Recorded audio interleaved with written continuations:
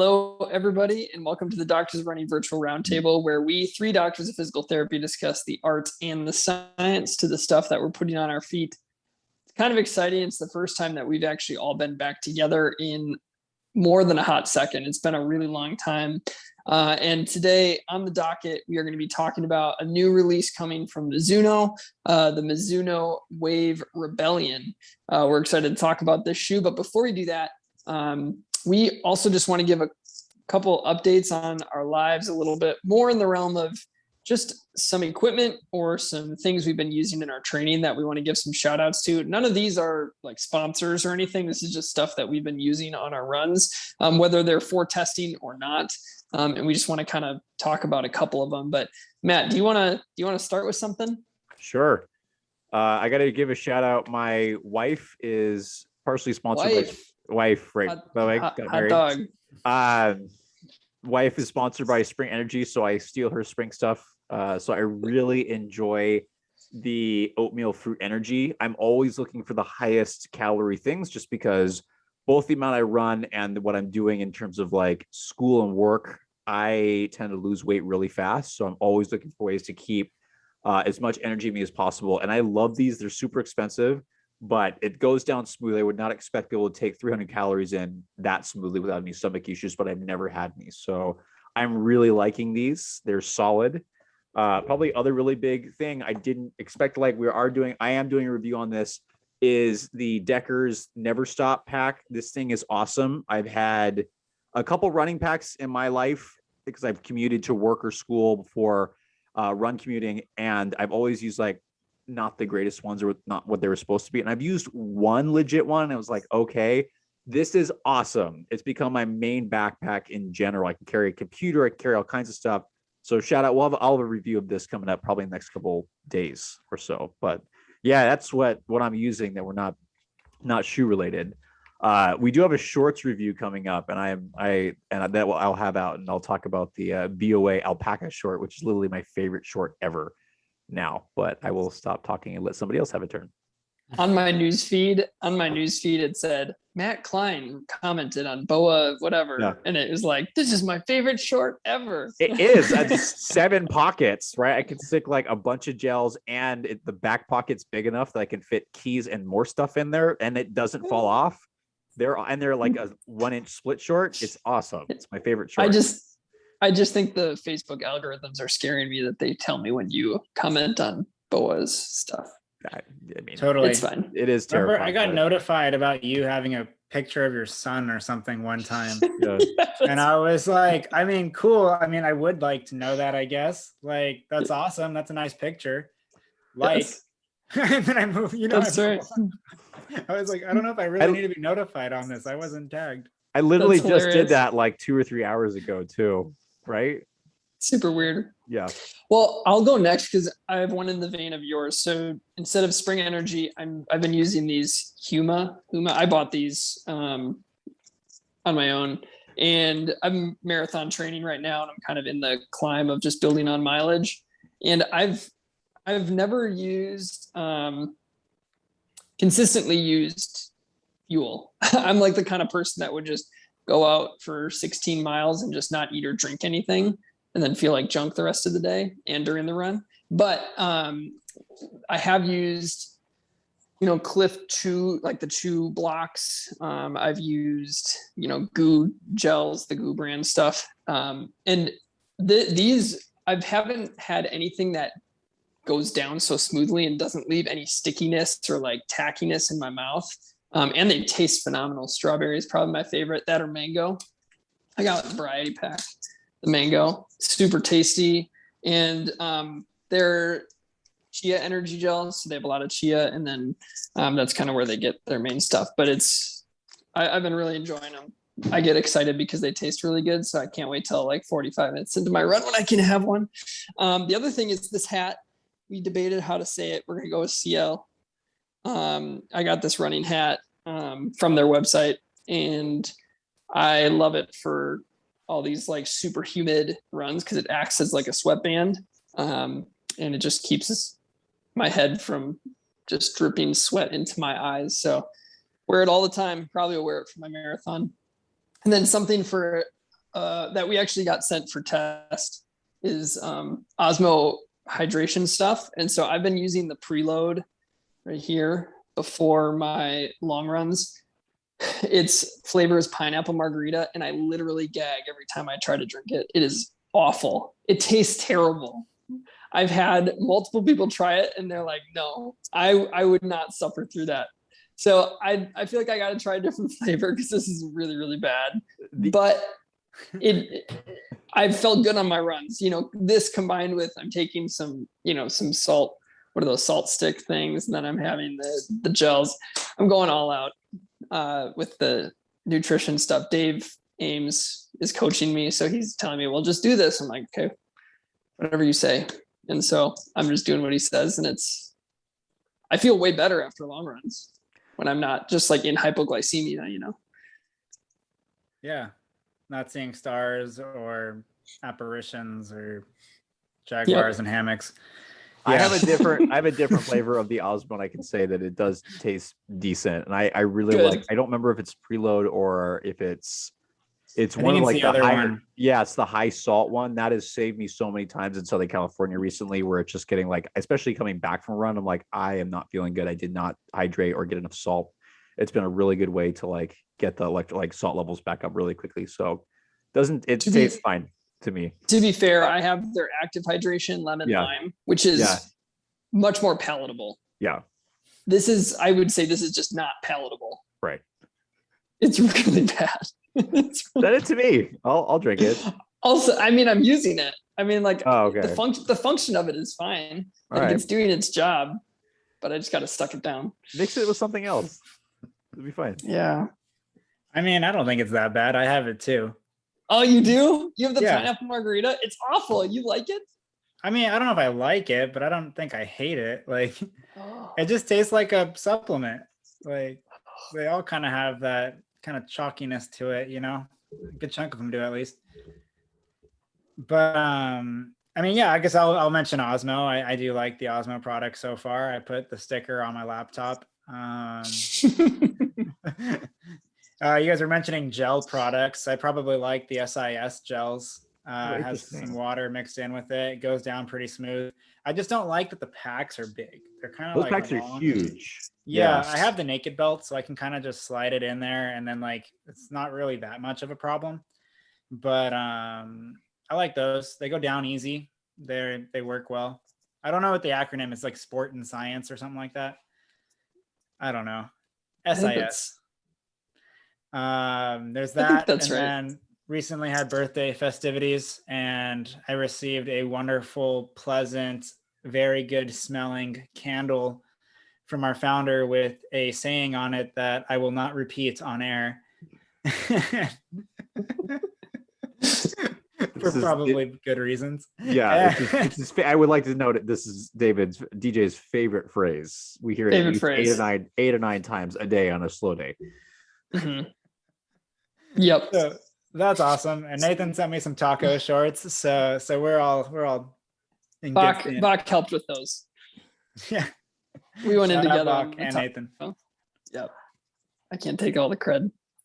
Well, cool. Well, that was fun to hear kind of what y'all are using, but now we get to dive into our review of the Wave Rebellion. On our website, darksrunning.com, we have a full written review out. And this is kind of a unique shoe, so we did want to give it, the shoe is unique, but also our take on the shoe is unique. And we think that the written review captured some of it, but we do think we'll be able to flesh out a lot more here, because we do think this could be a polarizing shoe in terms of how people like it or not, and why people might like it and might not. But I do want to dive into a couple of the specs of the shoe before we go in. So the upper is an engineered mesh, pretty much one big unit through the whole thing. It has a gusseted tongue, very thin. We'll talk into the details of that. The midsole is where Mizuno really kind of vamped forward in their product. So they have a PVAX based midsole called Energy Light. And then they also have a glass fiber plate that goes from the heel and then is bifurcated at the mid to forefoot. And so you can actually see, can you see mine very well? Oh, Matt's is much cleaner. Yep. So you can kind of see on mats where it splits and it goes longer on the medial side and shorter on the lateral side. And so you have this bifurcated plate that keeps the longitudinal stiffness. And then the outsole is a very kind of aggressive lugs that sit on the outside. And there you go. And 8 millimeter drop. And then when I measure my size 9, I get 8.8, 8.7 ounces. The other thing in terms of stack, I did want to talk about that. Do we have stack written down here? I don't know if we ever got stack. I think it's 34 or 35 in the heel. So it's up there. It's getting up there. Yep. It's definitely that's not a kind of low stack shoe. That's for sure. Right. So that's the main construct of the shoe, but let's start with talking about fit. I think this is an interesting topic. And before we even go too far, our contact at Mizuno did tell us that these sample models might be slightly different than the final production. And so we did note that in our review because for a couple of our testers, it ran. We'll talk about that. We'll talk about how it ran, but the fit might be a little bit different, but we're going to talk about how it fit, but also the construction and how it worked in terms of performance. So David, do you want to start with all of that? Sure.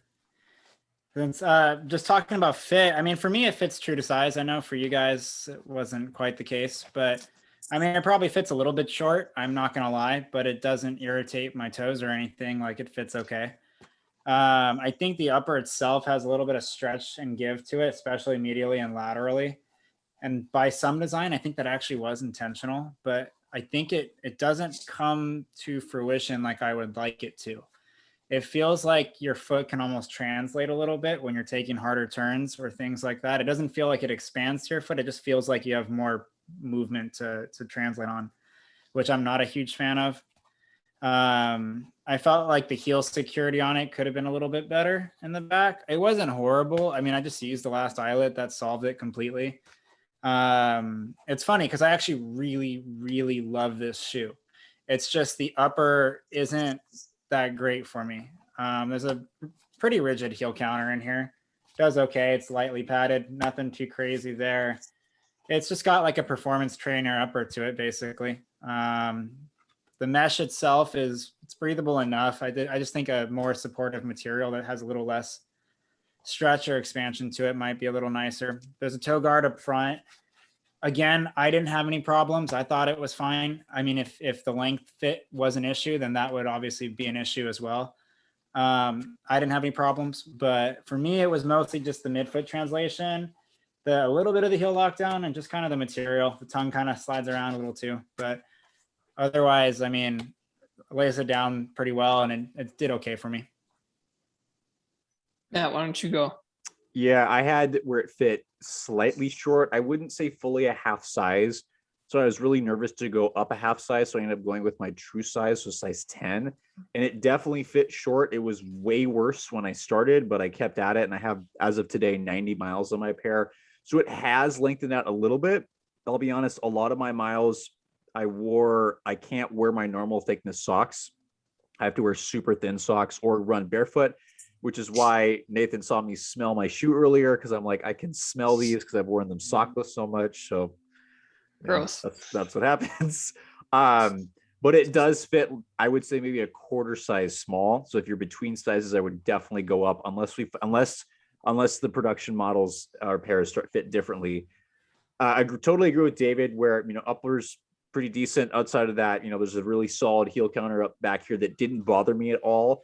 There's some padding in the rear foot that offset that. So it didn't bug me. It just makes things really stable up front or up in the back. In the midfoot, forefoot, things are just this light upper that tends to stretch decently.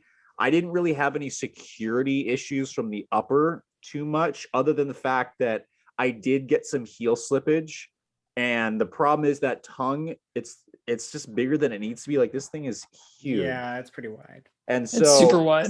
Where I would need protection from the laces, it's not there. Like it's super thin right here below this big thick thing. So when I tried to like lace lock and lock the shoe down, I was getting a lot of pressure in like the front of my ankle. It's called the talocrural joint. And so it went away after a little bit, but I just think the tongue just got to reinforce a little bit. I didn't have any trouble with the toe guard, other than like wearing thicker socks. It pressed in just because the shoe's short. But I was able to wear this shoe sockless for probably 30-ish miles and didn't have any issue. I probably wouldn't advise that a ton. I really have grown to appreciate socks, especially in the hot Southern California summer that we've had, but it did the job. And so, yeah, I do prefer shorts. Thank you, DJ, that you keep showing the shorts there. That's great. But yeah, it's snug throughout, definitely fits like a performance trainer. I'm very curious to see what it feels like when it is more true to size for me. So I might try a production pair and see if that's any different. But nice soft upper on the inside. Yeah. Yeah, it is. Yeah, it's comfy. I think just I wanna say probably things things we're thankful for. Dry Max socks. Don't make your shoes smell. Max. I actually been using those too. They're real good. I have the Dry Max. The ones I use that work with this is the hyper thin ones. That's what I have. Those are my favorite. I don't know what these are. I probably had the worst experience in fit in terms of length of everybody. If I went, it felt a good half size short for me, where if I went any more than 5 miles, my toes would be sore at the end. And that, because the toe guard is significant. It's not it's not super soft. It is present. And at the same time, I probably had the best heel security of everyone as well. I did use the final eyelet, because if I didn't, I had issues, but that might be, I was just bursting out of the shoe to begin with. So I probably just needed half size in this model. Who knows what final production exactly will look like. But I think the biggest issue I had was with the tongue. You guys talked about how wide it was in the top. I think that down lower too, it would just fold over itself because it was so thin, and then it just was an awkward tongue. I think that they could just simplify it. I'm guessing they wanted the Wave Rebellion to pop on the top, like the branding of it, because it's written across. Sense. So it kind of showed really well, but I think you kind of lost some of just step in comfort with that. But otherwise, for me, the rest of it performed really, really well. Like my heel was locked in there. The midfoot felt really comfortable. It's that softer mesh. The gusseted tongue has an extra layer of kind of padding through there. So I thought it was really comfortable. It just was really short. So I loved how it fit, minus the length, which is obviously a huge deal. So it takes the fit from working well to not. But I think we've talked about refining this upper a little bit. I think the way you talked about it, David, was the best. Whereas instead of starting small and kind of accommodating to your foot, it just allowed your foot to scosh around a little bit on those sharper turns, where they could refine it to be dialed in the midfoot a little bit more, so that it expands because of the elasticity that it has, instead of having extra after you step in. So, all right, well, let's move on to the ride of this guy, kind of the midsole, outsole combination and how it performed for you guys on runs. I think David has probably brought it through the most versatile types of runs, and Matt's brought it through the most amount of miles. So I'd love to hear from you guys first. Yeah. DJ, go first. What's that? DJ, go first. Okay. Yeah, I mean, I've taken it through quite a bit. I've taken it through long tempos, some shorter workouts, hill repeats. I got a trail segment in them. And I've taken them on just daily mileage. I probably have a little less than 70 on mine as far as mileage goes. I like it. I mean, I really, really like this shoe. It's almost like the Wave Rider I always wanted. I mean, it's very much a performance-based shoe, but the padding and the cushioning, it's actually like, it's enough for daily training as well. And it doesn't feel bad when I run slow in it. It feels nice when I pick it up. I mean, it's a performance shoe. It's plated. It's P-backs midsole. Like, it feels nice and smooth when I pick up the pace, but it's not a deal breaker when I run slow either. So it ends up being one of those shoes that I just kind of constantly want to keep reaching for. Like, I enjoy the ride of it. I enjoy the responsiveness and the snappiness to it. It's a little bit rigid, which is fine. I mean, most performance shoes are, and it's plated. But they've got a pretty decent little like posterior lateral heel bevel there. They have a crash pad down through here. They have nice little toe spring there with some flexibility. It's a crash pad. You crash on it. That's a thing. It's a different argument here. I feel like you brought it up just to see how I'd respond. Partially. Yeah, that's awesome. I feel like to bring people in, we've had conversations about, so there, I feel like there's a difference between what a crash pad is and what certain companies call crash pads. And so definitely, I think Is this a like, crash pad?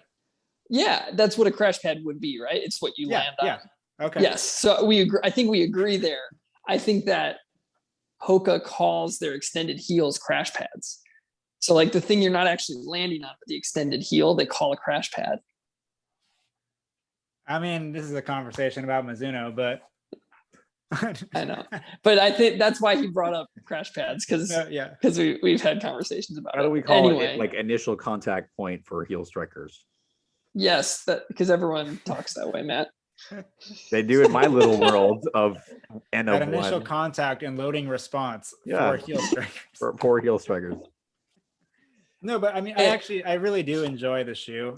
For a speed shoe, it does feel a little bit higher drop. So I don't know what the actual drop ratio is on it, but it feels kind of similar. 8. Okay. It feels pretty similar to a lot of the other Mizuno shoes, but once I pick up the pace and I'm landing a little bit harder on it, it seems to smoothen out a little more through that midfoot and forefoot. But it's good. I mean, the shoe that I would compare it closest to, and I might get some backlash on this, but would be the Endorphin Speed. I mean, it feels very much like a training companion to me. This is a shoe I would love to do my workouts in. I've done multiple workouts in it. I like to keep reaching for it. I can warm up and cool down in it, but I feel like this one's a little bit more versatile in the aspect that I can do daily runs in it too. Whereas the Endorphin Speed, I don't really like doing daily runs in it. It feels a little bit too performance based, which isn't a bad thing. I mean, you know, for the workouts and things, it's just more performance focused. Whereas like this one's got a little bit more weight to it. Not much, but a little bit more weight to it and a little bit more on the trainer side of things that can run fast. Whereas the other one is run fast. And if you really want to, you can daily train in it. I think there are some areas where we had a similar experience and then others where it was different. I think for me, I felt like, where to start? I guess I'll start here in the back. So this was for me the best heel that Mizuno has done. I think that they usually have with the 12 millimeter drop that they usually have, and they only do kind of a slight bevel in their heels. Usually they're a little clunky for me, just slightly. And Mizuno's, you know, the Wave Rider has been one of my favorite shoes always. It works for me, but I think this was their best integration. You kind of showed it, but it's their biggest bevel. They put it laterally. And then I think the 8 millimeter drop does help. For me, when I took this more at daily paces, I could do it. But when I would really kind of dip down into some more recovery paces, we'll probably talk about this later, but there's actually not a full contact outsole here. They have a little bit of a ramp, I don't know, little curvature here that brings the midfoot up off the ground. And when I'd run at slower paces, I could feel the transition kind of pretty abrupt from the heel to the forefoot, where I would kind of feel that midfoot come down. So go like clunk, clunk, clunk, like come down and up. So I could feel that kind of a gallop through the shoe. Whereas when I picked it up, it didn't do that at all and felt really smooth. So for me, I didn't love it for kind of that slower stuff, but when I picked up the pace, it felt really smooth. And the compression of the foam, when I felt like, so there's certain shoes that when you put more into it, they feel like they change and they give more back. I think this was one of those foams more than most others for me, where when I really started to put stuff in through the heel, the foam would really compress and feel a lot more responsive in the heel, not so much in the forefoot. I felt like the forefoot was just a pretty rigid, firm platform for pushing off, but it does have a solid toe spring that makes it smooth, but it doesn't feel as compressive as the heel did for me when I would be kind of picking up the pace in the shoe. So like David, I felt like it could pick up the pace for me, really good workout shoe. I just didn't love it as much for daily miles, mainly because of the lack of contact here, which we can talk about later. But Matt, what were your thoughts? This, with the exception of the fit, this would probably be like my perfect trainer. I love lightweight trainers. It's what I love training in. I do agree with David though, that the speed is enough, endorphin speed is performance oriented enough that I didn't really enjoy doing daily miles in, but there's other shoes, definitely like this one, where it works very well for what I like. I agree with what they said though, where for me, I did notice, and I think it's the shape of the plate too, that I think, and I have my gripes about this, but I think they're trying to follow the shape of the plate that starts here, elevates a little bit, and these are little sidewalls that we'll talk about earlier, then it comes down. I found when warming up and really slow recovery miles, it just felt like I would, and I'm a heel striker, it would compress this and had to get up and over this thing, and then it would smooth out. So for that reason, I'm with Nathan that I enjoyed it more for normal pace runs and up tempo runs, and even like some like longer tempos more than pure recovery. But again, I got to give Mizuno credit because this is pretty smooth. I think the lateral biased heel bevel was really well integrated. This Pebax based foam is firmer. It's not like some other foams out there. I'd say it's similar, if a little firmer than Saucony's Power Run PB. But once you get it moving, it's nice. If you like firmer shoes, this will do well for you. So I like firmer shoes that still have protection under them. So it works very, very well for me. And I got to be honest, I'm really impressed. This is let's see, where's my left shoe? I have 90 miles on them right now, and I still haven't worn through the outsole. So normally I get nervous with these lugs. It's been fine. The traction is phenomenal. I've used them on trails. I've done up-tempo trail runs, road runs. It's been fine. So I think the sole is really good. My only thing is I do feel what Nathan's talking about, where that kind of transition across here. And I think it's just because you need to put a certain amount of force through the shoe at a certain pace to really engage the plate the correct way. But I still wish this was more full ground contact just to get that more rocket effect, which I think is necessary with any plated shoe. If you're going to create that much stiffness, you need to have a rocker in there. But that's just me. It's the nice thing too is it's there, even though there's a plate, there is still some flexibility through here, which is always nice to have. Especially daily training. I can't handle carbon plated shoes for daily training if they're too stiff. For anything else, like I can handle this apparently and some of the other things, a little bit of the speed, but yeah. So definitely, if I was going to choose this, lightweight trainer, little bit performance oriented, not light enough in my mind to be a racing flat, but definitely workouts and daily trainings for people that like this is going to be good. Other people that are not used to firm rides, this is going to be a workout shoe that still has plenty of protection, but it's just got some good. The grip, by the way, on track is nuts. Like it felt like a track spike. And by that time, fortunately, I'd worn these down a little bit, but I'm pretty sure if these were more significant, I might have tripped just because the amount of traction you get with.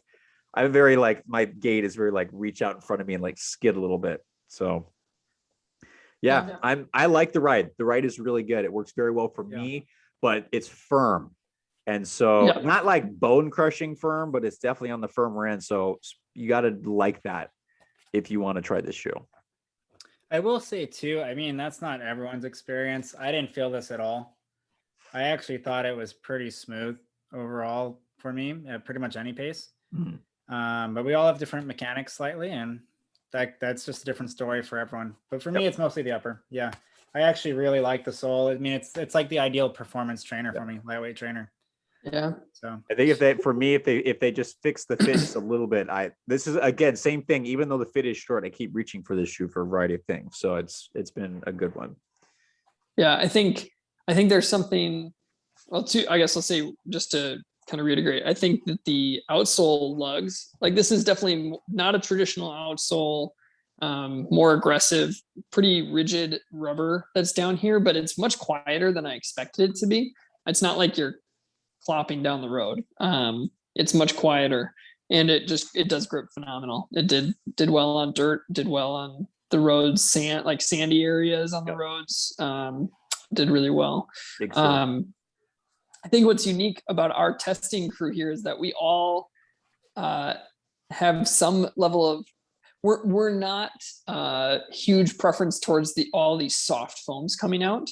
That's not where we all vibe. I think the person who can do the most is David. I feel like you have this ability to handle really soft and really firm, and having preferences both ways depending on kind of what you're doing. I know Matt and I both veer heavily towards the things that are more firm. And so I think that is unique for, Nova Blast too.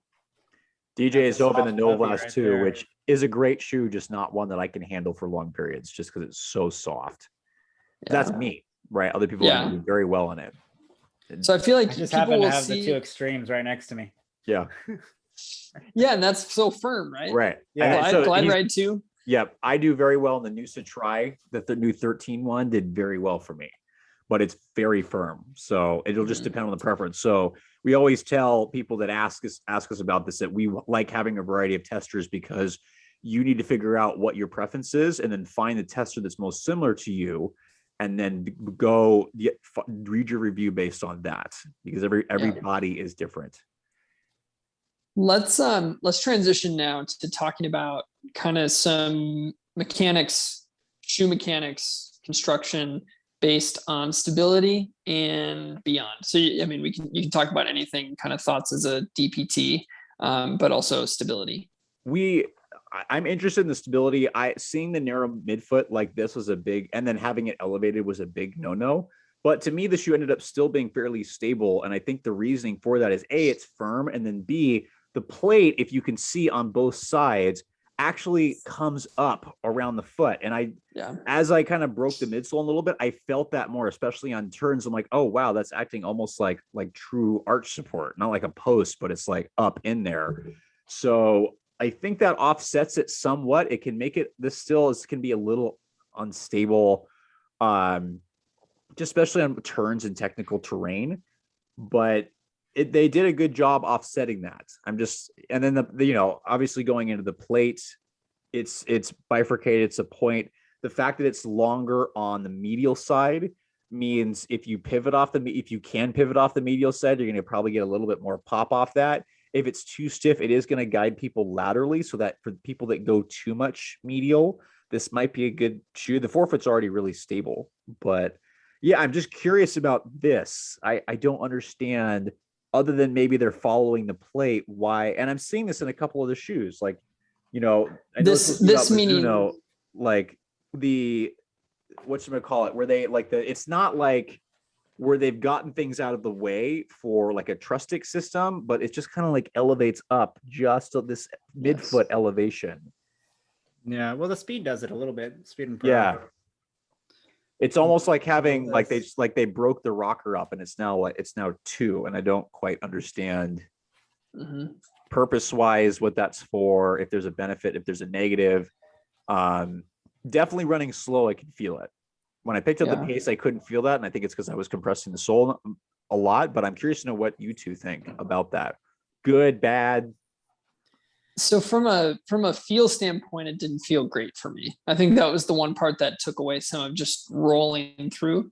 I think I could see theoretically the idea of providing this. So if there was full contact, it wouldn't allow any flex of the plate, right? In theory, except for the changes in your foot angles. But the idea of if you have elevation of the midsole, of the outsole through the midfoot, it would allow that to flatten out, which would load the plate in a direction that as you come up, it would allow it to flex back the other direction. So I don't know if it's a way to try to store some potential energy to create some propulsion. And I don't know how effective that is in this direction. If it's trying to create some of that, does that make sense? You're trying to create kind of a dorsiflexion position flex of the plate that would spring off the other direction. That was the one idea that I had in terms of trying to create a more efficient run. But they do the same thing in the Sky 5, which is not a shoe that's made for speed. And so I can't imagine that was the rationale there. So I'm not exactly sure. Yeah, they did have it. It's small, but it's there. Yeah. Yeah, if you have it in your hands and if you were to put it on a table, you could see there's a good 4 to 5 inches that aren't on the table. You mean inches? You mean millimeters? Sorry, centimeters. Even There's a good- centimeters is a lot. Millimeters? Millimeters? It's like this. It's like this far. The Oh, plate? I think he's saying like lengthwise, not. Yes, not height. Oh, okay, Sorry. They're yeah. both Okay. like even 40 millimeters of stack is 4 centimeters. Like what, they just cut it out? Okay, got it. Yeah. From back to front. Yeah. From back to front. It's like, is he talking about? I mean, I don't know. I think it just has to do with the flexibility of the region. I think the idea in some ways is to create 2 rocker points, or if you're landing hard on it from the back, to just have one. I think it just kind of accommodates both. Maybe it just didn't get across with the stiffness of the plate on this one. I don't know if that's their goal or not, but it does seem like you can land from the midfoot forward and be comfortable, and you can land back here and be comfortable, where it's not like going to be slappy off the heel, but fine from here forward. Or you can run really nice off the heel, but it's going to feel like you're on a ballerina shoe or something trying to move from the forefoot. So I think it almost makes the ride of it a little bit more versatile to different foot types and biomechanics. That's kind of what I was thinking. But I don't know. I mean, and also just a little bit of flex for the plate. That was kind of originally what I was thinking too. Just not necessarily for energy return, but just to smoothen the landing out. The shoe it almost reminded me of, like, not based on the look, is some of the old Skechers M Strike shoes that just had like, because for me, if I'm like warming up in it, I can feel the plate where it elevates up. Because I think, again, that they're trying to imitate the way the plate goes. This is one of the few shoes that I think where, because most of them start here and then they'll curve, or they'll do some kind of like a little spoon. Yeah, not a lot of them like come up into the midfoot.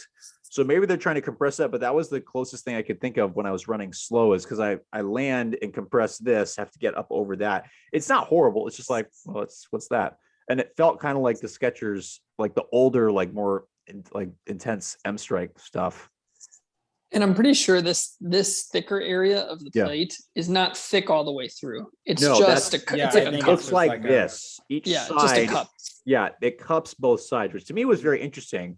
And one of the things I talked about, like, I think one of the few shoes outside the first version of the X Step 160, that one came up a little bit. This is one of the first shoes where I've seen them elevate and do a cupping or sidewall with the plate, which to me is interesting. Which is why I think if it wasn't for that, I don't think this shoe would have worked for me. But Right. It's definitely noticeable when I take turns, I can feel that thing in my foot, and so definitely guides you pretty far through that midfoot.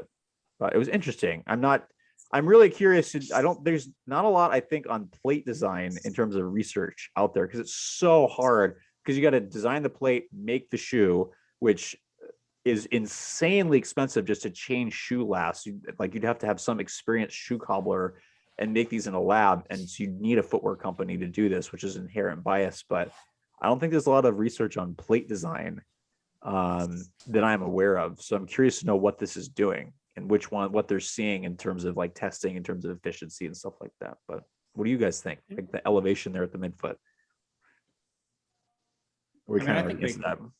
I think we covered it for the most part. Yeah, we did. I just asked a question that's already covered. That's awkward. But I mean, as far as stability Give me a goes, I break. mean, I never really went into my take on that fully, but I think it's pretty stable overall. I think the traction's great. I think the ride's great. I mean, for being a P-backs based plated shoe, like, I think overall this thing is pretty solid on stability. It's just the upper. The upper does give a sense of insecurity, especially Matt said it earlier, when you're in trails or if you're taking sharp turns, like I can feel it. But besides that, I mean, I think if you dial in that a little bit better, like this could be a trainer of the year for me. Like, yeah, I think if the fit, it was a little better, this would be a trainer of the year for me too. Yeah. I think depending on what the direction Mizuno is going, if this is going to be their top-notch performer or if they have others in the works for kind of another next level like marathon racer, I think I'd like to see them widen the midfoot a bit, because then, what do you add 0.2 ounces or something? This already isn't the lightest shoe out there. So add just a little bit like through here, so that there's a little bit more contact, create the full contact outsole, and then soften it just a touch, not a lot, because I like the firmer ride too. But I think if you do that, you create this shoe that can just do anything at any time. Kind of in the lines of what you guys are saying in terms of trainer of the year. But I think for me, it is stable, pretty stable. I think the midfoot lacking the contact of the outsole in that area, and then just being more narrow here, even being more narrow here. But like we said, it does make up for it with some of the plate design here, having that cupping and width that's given through the plate. I think they could just take it one notch up in terms of being a neutrally stable shoe, and it could do pretty much anything and be awesome. But if this is going to be their, their top speed racer, you might not want to do that because you want to keep as much weight down for that kind of stuff. So it just depends on what they want to do. Right. It's always interesting where companies are going with that. Like what's the specific target audience who they're looking for. And so there's definitely a unique one is it's a little firmer, but I think it'll still make a lot of people happy that want that performance trainer. From what we've gathered from Mizuno, though, like this is definitely what you guys have talked about. Like this is they have the Wave Rider, which is everyday trainer, has some versatility to it. Then you have the more premium, heavier, just plush models. This is really their first step into performance here in the US. They have lots of stuff overseas, but in the US, this is their first step there. So this is in that vein of a performance trainer, can be a racer. I mean, David, the runs you've done in it show that it didn't keep you from doing your workouts, No, like it wasn't I mean, I did, man, Jesus. Well, it was like a 8-mile cut down to like 5:10 pace or something, like starting. I clicked off quite a bit of fast miles in it and it was fine. Mizuno has had some lightweight trainers. They just haven't been on this level of performance that we've seen come through. The shoe this actually reminds me of most, did anybody ever run in the Wave Sayonara? No. That was the first version, not the other ones, but the Wave Sayonara was a favorite of mine back in the day, and this shoe reminds me of that quite a bit, where it's firmer. Fit was just a teeny bit off, but I managed to get it dialed in, and I loved it for daily training just because I loved firmer shoes, and I could do any workout I wanted. And I know a lot of people that raced in it too. So cool. All right. So here's my question for you. If this shoe, Matt loves these. We haven't done this in so long. I haven't had to mentally prepare for this. I know. If this shoe were a fruit, what fruit would it be and why?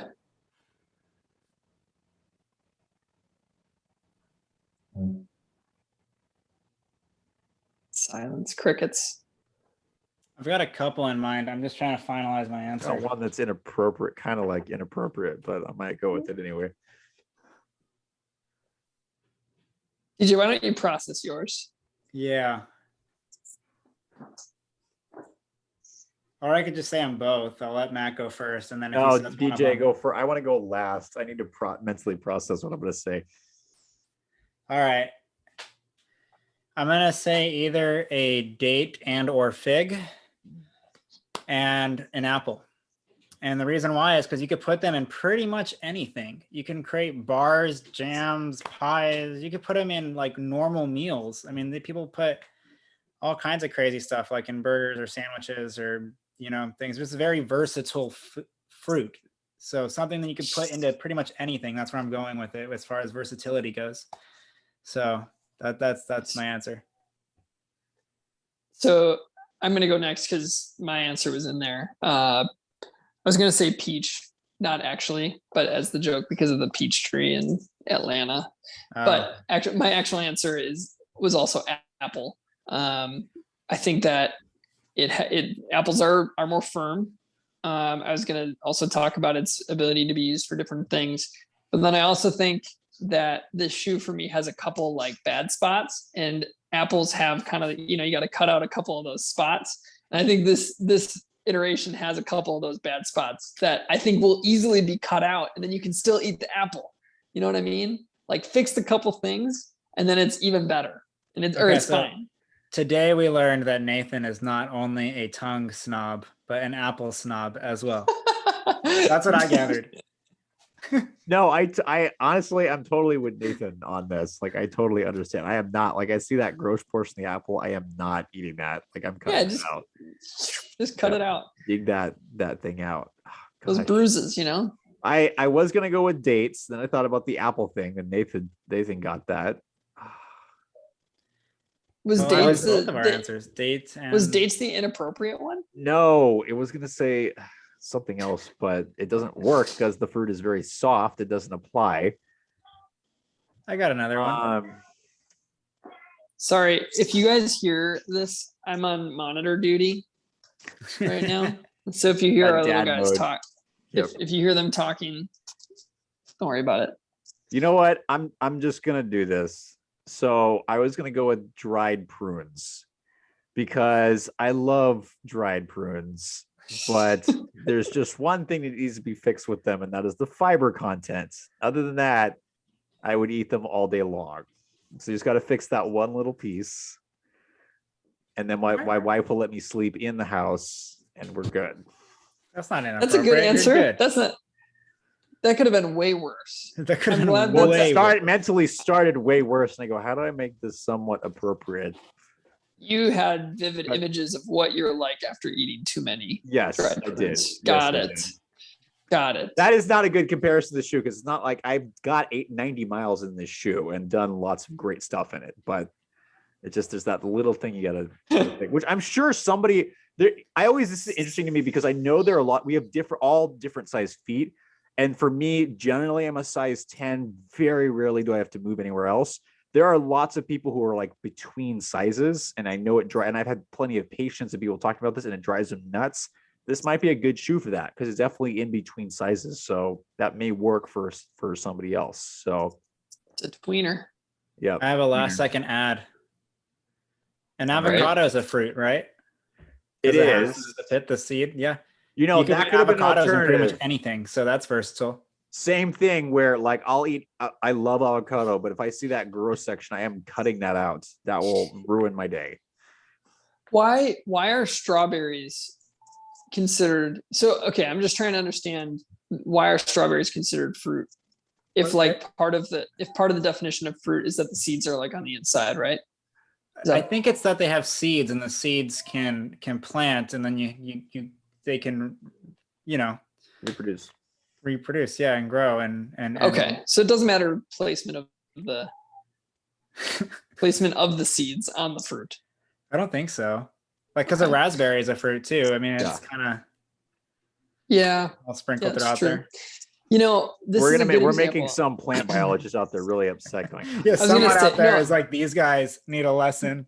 No, this is a great example because I will have patients come to me and ask me questions on things that are way outside of my wheelhouse. yep.